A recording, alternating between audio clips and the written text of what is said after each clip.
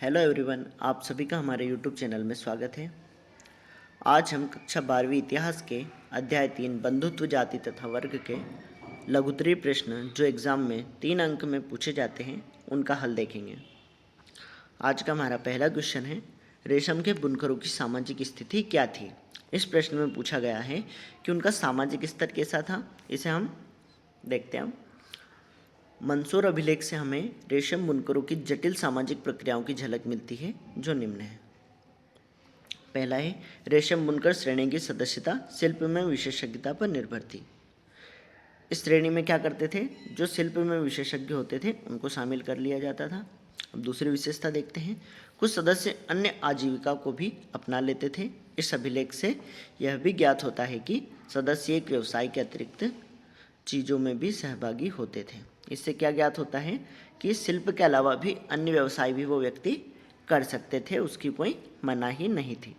तीसरा पॉइंट देखते हैं, रेशम बुनकर श्रेणी ने सामूहिक रूप से शिल्प कर्म से अर्जित धन को सूर्य देवता के सम्मान में मंदिर बनवाने पर खर्च किया था। इस श्रेणी ने क्या किया था, अपने सामूहिक धन को सूर्य देवता के मंदिर बनवाने में खर्च किया था। ये मंदिर था मंदसौर में। ओके, दूसरा क्वेश्चन देखते हैं, पितृवंशिकता तथा मातृवंशिकता में अंतर स्पष्ट कीजिए। बहुत ही सरल आंसर है ये। देखते हैं, पितृवंशिकता। पितृवंशिकता का अर्थ है वह वंश परंपरा जो पिता के पुत्र फिर पौत्र प्रपौत्र आदि से चलती है। इसका मतलब है जो पुरुष वर्ग के नाम से पहचानी जाती है वो है पितृवंशिकता। अब मातृवंशिकता देखते हैं। मातृवंशिकता शब्द का इस्तेमाल हम तब करते हैं जहाँ वंश परंपरा माँ से जुड़ी होती है। ठीक है, जब माँ से वंश की परंपरा जुड़ी होती है तो उसे मातृवंशिकता बोलते हैं। तीसरा प्रश्न देखते हैं, महाभारत में संपत्ति के अधिकार का मुख्य आधार क्या था। आंसर देखते हैं, ब्राह्मणी ग्रंथों के अनुसार महाभारत में संपत्ति के अधिकार का मुख्य आधार लैंगिक आधार को छोड़कर वर्ण था।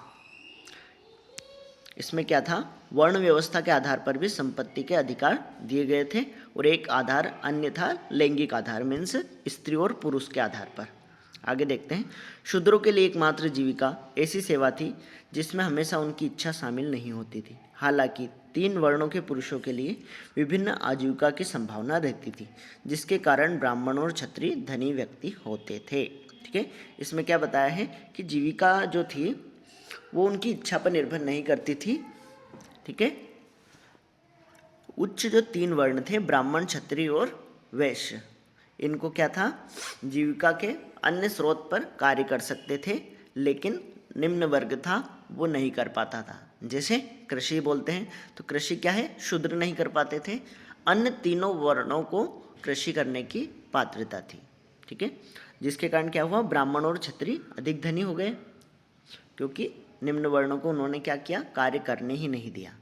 ठीक है, मनुस्मृति के अनुसार स्त्रियों को पैतृक जायदाद में हिस्सेदारी नहीं दी जाती थी और सभी पुत्रों में समान रूप से जायदाद का बंटवारा किया जाता था। ठीक है, ये लैंगिक अधिकार पे देख लिया हमने कि जो पैतृक जायदाद थी उसमें पुत्रों की हिस्सेदारी थी, पुत्री को उसमें हिस्सा नहीं दिया जाता था। ठीक है, ये क्या है, संपत्ति के अधिकार का विवरण है महाभारत काल के।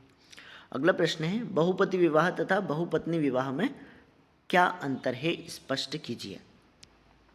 देखो, बहुपति विवाह यह विवाह की ऐसी पद्धति होती है जिसमें एक पत्नी के अनेक पति होते हैं। जैसे 5 पांडवों की द्रौपदी एक पत्नी थी। ठीक है, एक पत्नी के एक से अधिक पति होना क्या है, बहुपति विवाह। अगला देखते हैं, बहुपत्नी विवाह। ऐसे विवाह में एक पुरुष की अनेक पत्नियां होने की सामाजिक परिपाटी होती है। इस प्रकार का विवाह सातवाहन वंश में प्रचलित था। ठीक है, इसमें एक पति की अनेक पत्नियां होती हैं, दोनों एक दूसरे के विपरीत हैं। अगला प्रश्न देखते हैं, महाभारत को एक प्रगतिशील ग्रंथ क्यों कहा जाता है, स्पष्ट कीजिए। देखिए, इसका आंसर देखते हैं हम। महाभारत एक प्रगतिशील ग्रंथ है। महाभारत का विकास संस्कृत के पाठ के साथ ही समाप्त नहीं हो गया। शताब्दियों से इस महाकाव्य के अनेक पाठांतर भिन्न भिन्न भाषाओं में लिखे गए। ये सब संवाद को दर्शाते थे जो इसके लेख को अन्य लोगों और समुदायों के बीच कायम हुए। अनेक कहानियाँ जिनका उद्भव एक विशेष क्षेत्र में हुआ, जिनका खास लोगों के बीच प्रसार हुआ, वे सब इस महाकाव्य में समाहित कर ली गई। साथ ही इस महाकाव्य की मुख्य कथा की अनेक पुनर्व्याख्याएं की गई। इसके प्रसंगों को मूर्तिकला और चित्रों में भी दर्शाया गया। इस महाकाव्य में नाटकों और नृत्य कलाओं के लिए भी विषय वस्तु प्रदान की। देखिए प्रश्न समझिए आप, प्रगतिशील ग्रंथ क्यों कहा गया? मीन्स ऐसा ग्रंथ जो हमेशा गतिशील रहा, कभी भी खत्म नहीं हुआ। जैसे कि हमने चैप्टर में पढ़ा है कि इसमें क्या हुआ, इसकी किसमें विकास किया गया था? संस्कृत भाषा में किया गया था, लेकिन ये वहीं समाप्त नहीं हुआ। इसने क्या किया, अनेक अनेक भाषाओं में इसके अनुवाद किए गए, जैसे बांग्ला में, तमिल में, कन्नड़ में, गुजराती में, मराठी में आदि सभी भाषाओं में इसका अनुवाद किया गया। ठीक है, लेखकों ने बहुत सारी चीज़ें इसमें जोड़ी। देखिए बाद में हमने जैसे इस चैप्टर में पढ़ा है कि महाभारत में क्या था, लगभग 10,000 श्लोक थे। ठीक है, लेकिन बाद में क्या हो गए, 1,00,000 श्लोक हो गए, क्योंकि इसमें क्या हुआ, अनेक कहानियाँ इसमें जुड़ती गई, है ना। ये गतिशील होता गया, मीन्स इसका फैलाव भी हुआ और इसके बहुत सारे लेखकों ने इसकी पुनर्व्याख्याएं अपने अपने हिसाब से बहुत सारी चीज़ें इसमें जोड़नी शुरू कर दी। ठीक है, इसी प्रकार इसको आगे देखते हैं हम कि इसमें क्या थे, इसके पुनर्व्याख्या के साथ ही इसने क्या किया, मूर्तिकला और चित्रों में भी दर्शाया गया।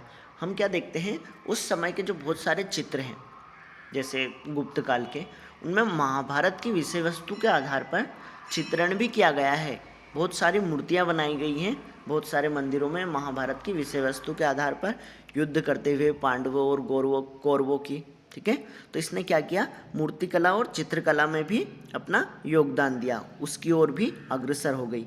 इसके अलावा नाटक और नृत्य कलाओं के लिए भी विषय वस्तु प्रदान की गई।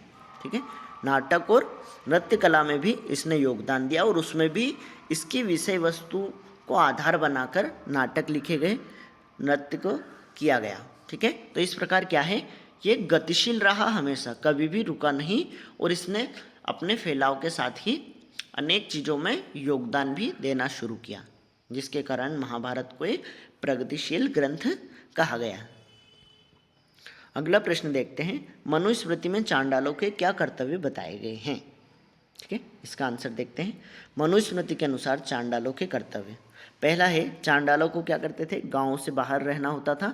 रात्रि में वे गाँव और नगरों में चल फिर नहीं सकते थे। ठीक है, अगर चलते थे तो करताल ध्वनि करके उनको गाँव में या नगरों में प्रवेश करना होता था। दूसरा देखते हैं, वे फेंके हुए बर्तनों का इस्तेमाल करते थे, मरे हुए लोगों के वस्त्र तथा लोहे के आभूषण पहनते थे। ये दूसरा कारण हो गया, दूसरा कर्तव्य है उनका। तीसरा देखते हैं, संबंधियों से विहीन मृतकों की अंत्येष्टि उन्हें करनी पड़ती थी। जिसके परिवार के कोई भी जन नहीं होते थे, उनकी अंत्येष्टि का कर्तव्य चांडालों का ही होता था। ठीक है, ये तो हमने 3 इनके कर्तव्य पढ़े हैं। अगला प्रश्न है, कौरव पांडु के मध्य युद्ध के क्या कारण थे? क्या कारण थे? पहला कारण देखते हैं, भूमि और सत्ता की प्राप्ति की लालसा कौरवों और पांडवों में। ठीक है, भूमि और सत्ता दोनों ही प्राप्त करना चाहते थे, जिसके कारण उनके बीच युद्ध हुआ। दूसरा, धृतराष्ट्र का पुत्र मोह।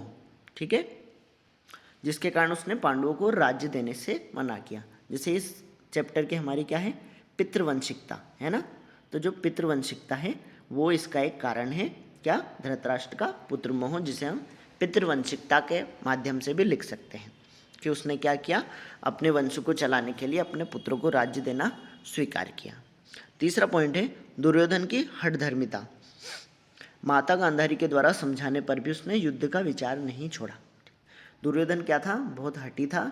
उसने अपनी माता के द्वारा भी समझाने पर भी युद्ध को छोड़ा नहीं और वह युद्ध के लिए अडिग रहा, जिसके कारण महाभारत का युद्ध हुआ। अगला देखते हैं, जाति व्यवस्था के कोई 3 दोष बताइए। इसमें हम पहला दोष देखते हैं कि जाति व्यवस्था क्या थी, जन्म पर आधारित थी। इससे व्यक्ति अपनी इच्छा या अनिच्छा के अनुसार इसे बदल नहीं सकता था। ये सबसे बड़ा दोष था। चाहे व्यक्ति शिल्प में कुशल हो, लेकिन वो अपनी जाति के अनुसार ही कार्य करना पड़ता था। अगर शूद्र है तो उसे शूद्रों के ही कार्य करने पड़ते थे। अगर कोई ब्राह्मण भी होता था तो वो निचले स्तर के कार्य नहीं कर पाता था या व्यापार नहीं करता था। वो क्या करता था, उसे अध्ययन करवाना ही पड़ता था।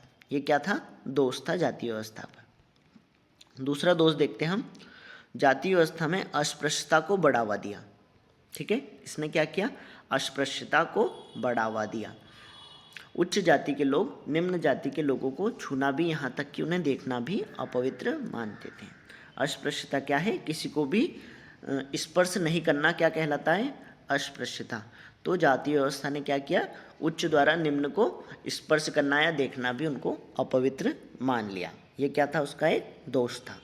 तीसरा देखते हैं, जाति व्यवस्था ने श्रम की गतिशीलता पर प्रतिबंध लगाया। व्यक्ति अपनी इच्छा के अनुसार अपने व्यवसाय को ना तो छोड़ सकता था और ना ही किसी व्यवसाय को अपना सकता था। ठीक है, श्रम की गतिशीलता में क्या क्या प्रतिबंध लगा दिया उसने।